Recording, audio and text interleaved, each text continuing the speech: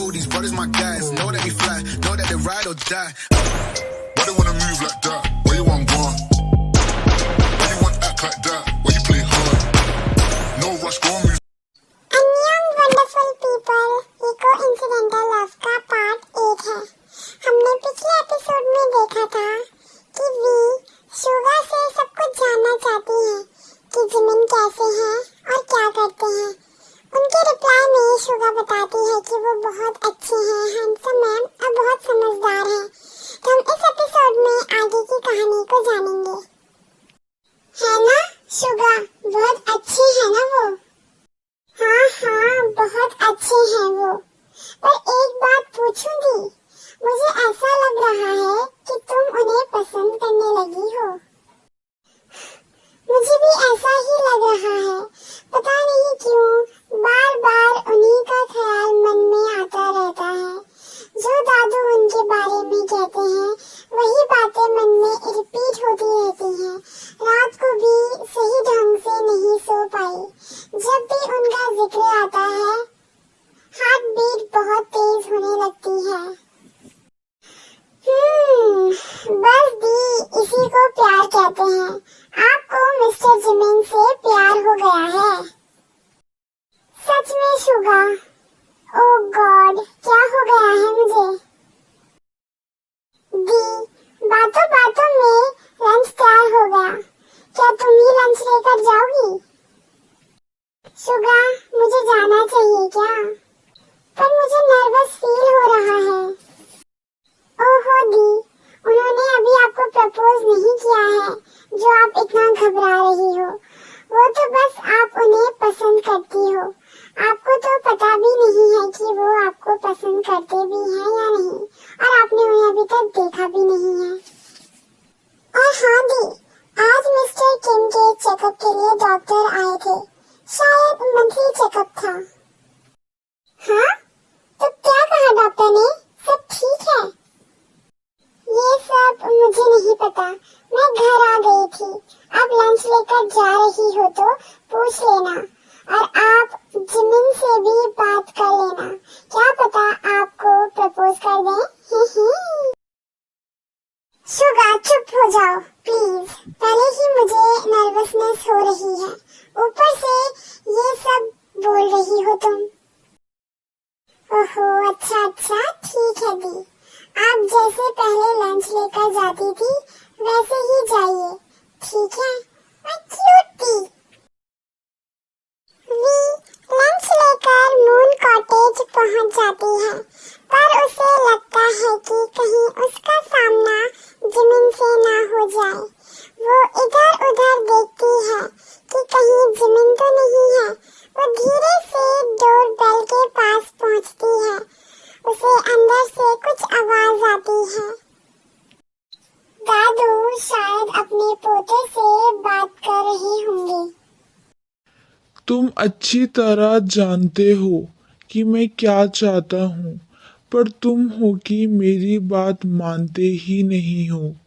मेरे जीते जी मेरी ये इच्छा पूरी कर दो मेरे बच्चे।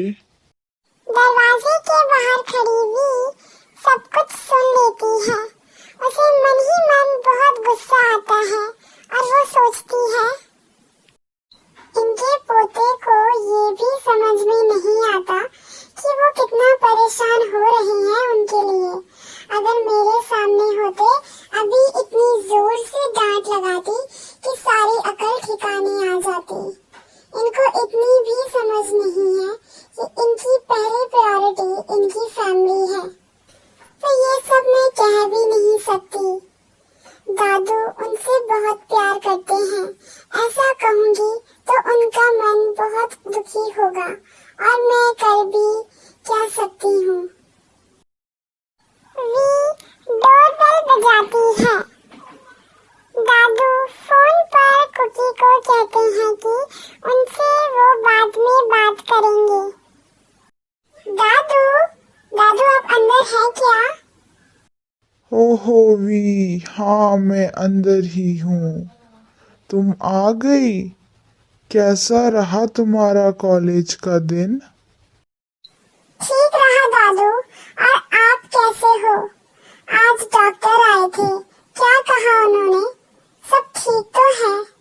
टेंशन की कोई बात तो नहीं है ना? अरे रुको रुको मेरी बुलेट ट्रेन। डॉक्टर ने कहा है कि सब ठीक है।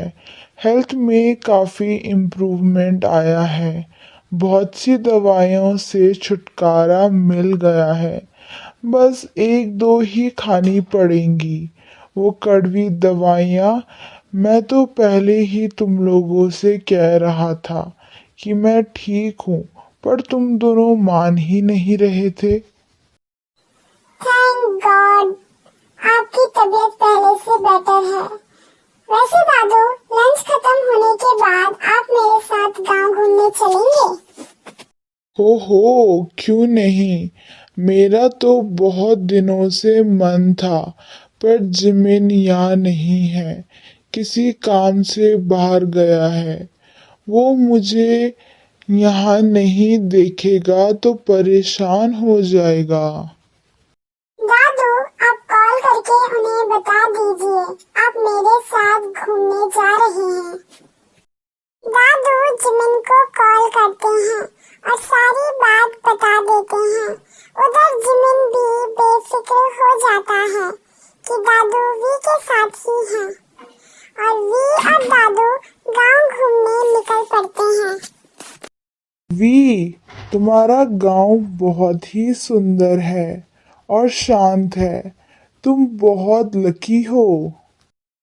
वो तो है दादू, जो भी यहाँ आते हैं वो सभी हमारे गांव की बहुत तारीफ करते हैं। चलिए दादू, मैं आपको अपनी फेवरेट जगह लेकर चलती हूँ। मैं जब कभी बहुत खुश होती हूँ या फिर बहुत ज्यादा दुखी होती हूँ तो यहाँ पर चली जाती हूँ। मुझे यहाँ जाना बहुत अच्छा लगता है। ओ ऐसा क्या है वहाँ? चलो जल्दी चलते हैं। अब तो मुझे भी बहुत मन हो रहा है वो जगह देखने का। वी दादू को गांव के बाहर एक छोटी सी नदी के पास लेकर जाती है। उसके दोनों तरफ खुले मैदान, ऊपर खुला आसमान, एकदम मन को सुकून देने वाला खुला एटमॉस्फेयर।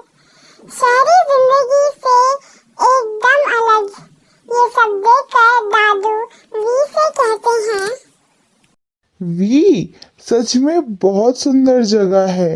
ऐसा माहौल किसको पसंद नहीं आएगा। मैंने कहा था ना दादू, आपको भी अच्छा लगेगा यहाँ आकर। हाँ, बिल्कुल ठीक कहा तुमने मेरी प्यारी बच्ची। दादू चलिए, काफी देर हो गई गांव घूमते घूमते, अब वापस चलते हैं। ठीक है वी, जैसा तुम सही समझो। वैसे जिमिन भी आ गया होगा। दादू, अब आप थोड़ा रेस्ट कर लीजिए, मैं भी घर जाती हूँ। मॉम चिंता कर रही होंगी। वी घर चली जाती है। थोड़ी देर आराम करने के बाद मिस्टर आर्यन जिमिन के रूम की तरफ जाते हैं तो उन्हें रूम से जिमिन की किसी के साथ बात करते हुए आवाज आती है।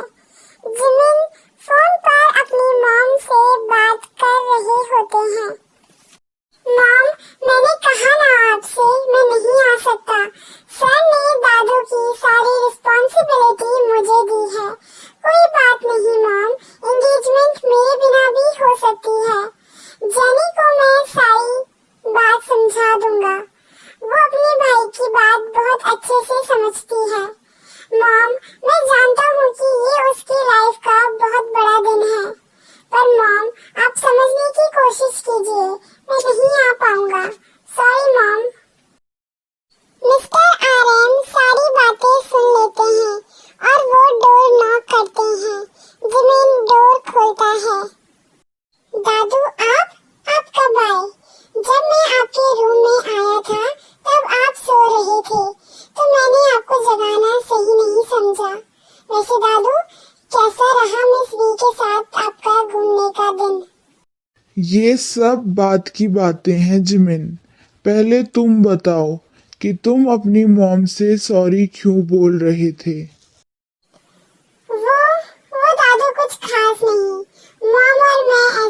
नॉर्मल डे टू डे बातें कर रहे थे। जिमिन, झूठ मत बोलो। मैंने सब कुछ सुन लिया है। तुम्हारी बहन की एंगेजमेंट है और तुम नहीं जा रहे हो और अपनी मॉम को इसलिए सॉरी बोल रहे थे। मुझे लगता है जिमिन, तुम्हें उनके साथ होना चाहिए। पर दादू, मैं नहीं जा सकता। मुझे सर ने स्पेशली आपके साथ भेजा है। इस समय आप मेरी फर्स्ट प्रायोरिटी हैं। एंगेजमेंट मेरे बिना भी हो जाएगी। जिमिन, तुम्हारी अपनी फैमिली के प्रति भी कुछ रिस्पॉन्सिबिलिटी है। तुम जेनी के भाई हो और तुम ही वहाँ नहीं होंगे तो उसे अच्छा नहीं लगेगा। तुम वहाँ जरूर जाओगे।